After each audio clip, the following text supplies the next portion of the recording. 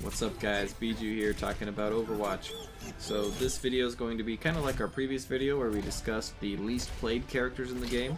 This one we're looking at the statistics for which characters have the highest win rate in the game. So starting it off real quick, let's get into it. We've got Bastion at number 5. Bastion has a 53.5% win rate. So he's still pretty close to about that 50% line. He is a little bit higher. For all the people playing him, that's kind of impressive that he's up there. Now, why is Bastion up there? Honestly, I feel Bastion's up there because of his ease of use. He's a really easy character to play, you know? Set up a turret, mow people down. He doesn't take a lot to, think of how to use him. It's just, I know the enemy is going to be coming here, I need to set up here, boom, done. And a lot of times your teammates are going to try to support that. Bastion makes it there because he's just doing his thing. Not a whole lot to talk about with Bastion. He's a very simple character. His ease of use is what allows him onto this top 5. Okay, so up next we've got D.Va. D.Va has a 53.8% win rate with a 2.54 kill death ratio. She comes in at number 4. So what's really interesting about D.Va is the fact that Blizzard is planning on buffing her soon. Now, I don't know if they're looking at these statistics that we are. They probably have more that they get. I don't know what Blizzard's looking at exactly on why they feel D.Va is weak. D.Va is a fan favorite character. Like, a lot of people play her, actually. She's got a really high popularity at 4.11. So the fact that she's getting all these wins and is being a popular character, I don't think D.Va really needs buffs. I mean, if you're winning all these games with her, you don't need to buff the character. They were talking about giving her more hit points, they were talking about making her tankier, they were, talking about making her do more damage, all this stuff. But according to this, she's doing just fine. So, as someone who's played a little bit of D.Va, and she's definitely no longer the steamroll your team character she was before in the beta, I don't think they really need to touch D.Va. The stats here saying she's good to go. What do you guys think? You guys agree with the stats here, or do you still feel like D.Va needs a little bit something more? Let me know in the comments below. But on to number 3. So number 3 is Lucio. Lucio, the character who is probably the best character in the game. I feel Lucio is the strongest character in the game, and many others do. He actually has the highest score per minute of any character in the game, which means that people are getting just crazy amounts of benefit from playing this character or having one on your team.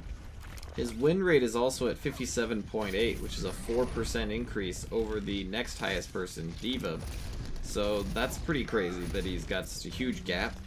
And what's really impressive too is he's actually the most played character in the entire game at 7.27% of players. That's crazy.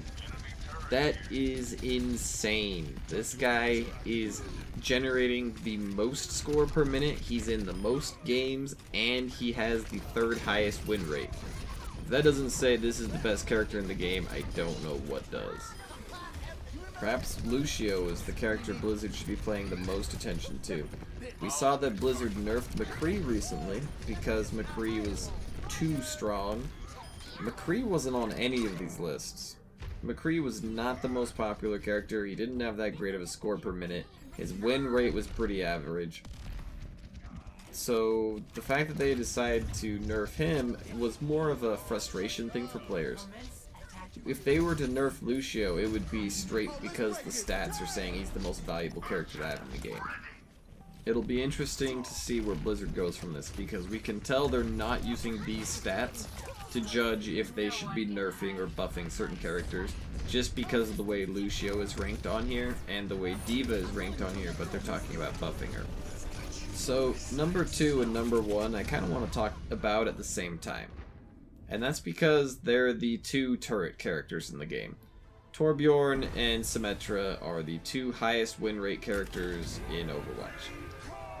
Torbjorn comes in at 61.4, Symmetra comes in at 62.4. They're the only characters that break 60%. These are the characters that are carrying teams to victory, apparently. these two characters are the ones that are having the easiest time winning. Now, both of these characters are very defensive, entrench yourself in and hold this location kind of characters. So does that mean that maybe it's not the characters that are super strong? Perhaps it's the fact that defense is easier than offense. You know, you're able to set up your defenses and make the enemy come to you. So maybe that's why these two characters have the highest win rates, is they're only really picked when you're defending, and being on defense you have a better chance of winning. Is that where they're getting their stats from? Because popularity wise, they're not exactly super popular characters. Torbjorn's alright. Their score per minutes are both kind of average, you know, to mediocre. Torbjorn does have the best kill-death ratio in the entire game, and Symmetra's isn't bad, but that's because a lot of the time they're getting assists and kills from their turrets, not necessarily from what they're doing. Now, something else that's interesting is these are the all platforms stats, so this includes basically everything. However, if you were to look at just like the Xbox One stats, when we look at the Xbox One's stats, we see that Torbjorn jumps up to 68.3% win rate. He also skyrockets in popularity, and Symmetra is also still right up there as well at 66.7, still the only two characters that break 60%. Now you see Lucio, Bastion, and D.Va are also in the top 5 characters regardless of platform. So these characters, regardless of platform, are the top 5 highest win rate characters in the game. It doesn't matter if you combine them all together, if you look at each one separately, they're the top 5. Their placings switch around a little bit depending on which you're looking at. But what's interesting here is Torbjorn on the consoles gets really damn close to almost a 70% win rate. Now this has to do with the fact that it's a lot harder to aim at people on consoles. With a console, it's much more difficult to use a controller to get precise aiming quickly. The turrets get precise aiming immediately. They're 100% accurate, you know, they will never miss, they will shoot super quick. There's no travel time, you can't zigzag to mess them up, they're just on target killing you. So that's a huge advantage over a console player.